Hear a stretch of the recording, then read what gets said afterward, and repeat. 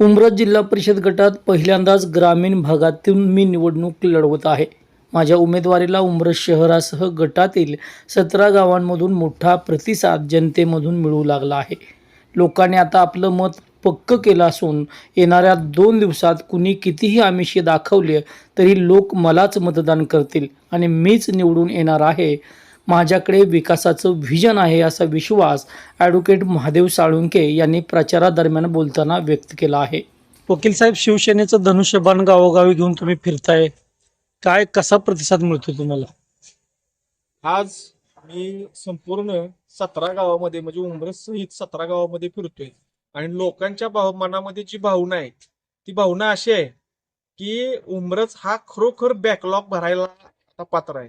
म्हणजे विकासाचा जो बॅकलॉग झालेला आहे उमरत सहित 16 गावामध्ये जो स्थानिक स्वराज्य संस्थेच्या मार्फत जो विकास व्हायला पाहिजे होता तो विकास झालेला नाही. लोक मला बोलून दाखवत आहेत आणि गेले अनेक वेळा जे उमेदवार निवडून दिलेत ते पुन्हा ग्रामीण भागामध्ये कधी फिराकलेच नाहीत. ते लोकांचं असं म्हणणं आहे की प्रतिनिधी हा उमरतचा विकास करू शकला नाही, प्रतिनिधी उमरतची नगरपंचायत करू शकला नाही, तर या 16 गावचा काय विकास करणार आहे. आणि लोकांची अशीही भावना आहे की तुमच्या रूपानं आम्हाला एक असा संधी मिळाली आहे की जी संधी आम्ही आता सोडणार नाही आणि या संधीचं सोनं करून जो 16 आणि उमरत सहित 17 गावांचा विकास आहे तो भरून काढण्यासाठी सहाय्य होणार आहे.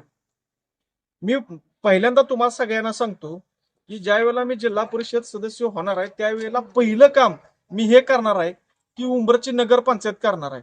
उंबरची नगरपंचायत झाल्यामुळं अनेक मार्ग सुसह्य होणार आहेत.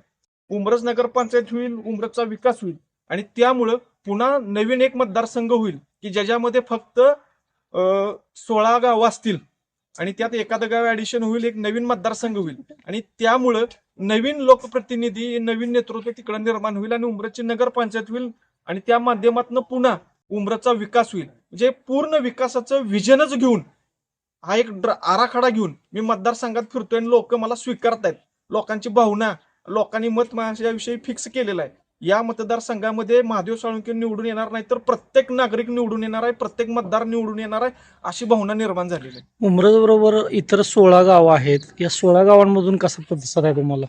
उमरतच्या बाजूला जे 16 गाव आहेत या 16 गावात सुद्धा मला अतिशय चांगला प्रतिसाद आहे. लोक माझं स्वागत करतायत, लोकांच्या मनातली भावना बोलून दाखवत आहेत आणि 100% सगळी लोक माझ्यासोबत आहेत. परवा उपमुख्यमंत्री एकनाथ शिंदे साहेबांची सभा झाली. त्यांनी स्पष्ट सांगितलं की उमरतच्या विकासाचा फैसला करणारी ही निवडणूक आहे. उमरजमध्ये जी सभा झाली त्याच्यामध्ये माननीय एकनाथ शिंदे साहेब जे राज्याचे उपमुख्यमंत्री आहेत आणि माजी मुख्यमंत्री आहेत त्यांच्या काळामध्ये लाडकी बहीण योजना सुरू झाली आणि खऱ्या अर्थानं महिलांना त्यांच्या खात्यावर पैसे मिळायला लागले. महिला सबलीकरण झालं, महिला सक्षम झाल्या, महिलांच्या मध्ये एक ऊर्जा निर्माण झाली. त्याचबरोबर माननीय एकनाथ शिंदे साहेबांनी ज्या सभेमध्ये उमरत जिल्हा परिषद गटाची निवडणूक ही उमरत जिल्हा परिषदेच्या विकासाची फैसला करणारी निवडणूक आहे, यामध्ये त्यांनी बारीक बारीक मुद्दे मांडले. उमरतच्या बाजारपेठेचा प्रश्न मांडला, उमरतच्या पार्किंगचा प्रश्न मांडला, उमरतच्या व्यापारी संकुलाचा प्रश्न मांडला. या माध्यमातून मी तुम्हाला सांगतो की उमरतचं जे व्यापारी संकुल आहे जी पालामध्ये सुरू झालेलं आहे या व्यापाऱ्यांचा पहिला प्रश्न मी निकाली काढणार आहे आणि ती कसा काढायचं त्याची कायदेशीर माहिती माझ्याकडे उपलब्ध आहे.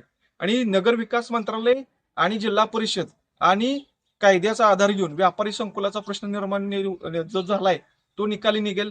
त्याचबरोबर बाजारपेठेचाही प्रश्न निकाली निघेल.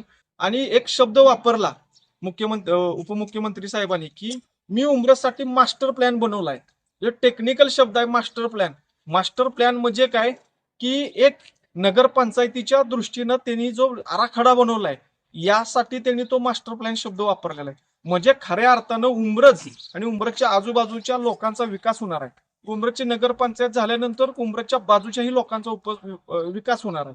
त्याच्यामुळे ही निवडणूक खऱ्या अर्थानं उमरतची निवडणूक ही जी आहे ती उमरतच्या विकासाची फैसला करणारी निवडणूक आहे. ही आता कुठल्या गावकी भावकीची राहिलेली नाही, कुठल्या आडनावाच्या ह्याचीही राहिलेली नाही. ती फक्त उमरतच्या विकासासाठी निवडणूक आता ती फैसला करणारी राहिली. लोक उघडपणे प्रचारात तुमच्यावर फिरत नाहीत पण सुप्तपणे तुमचंच नाव घेत आहेत, या मागचं रहस्य काय? हो का, गेली अनेक वर्ष मी रस्त्यावरची लढाई करतोय.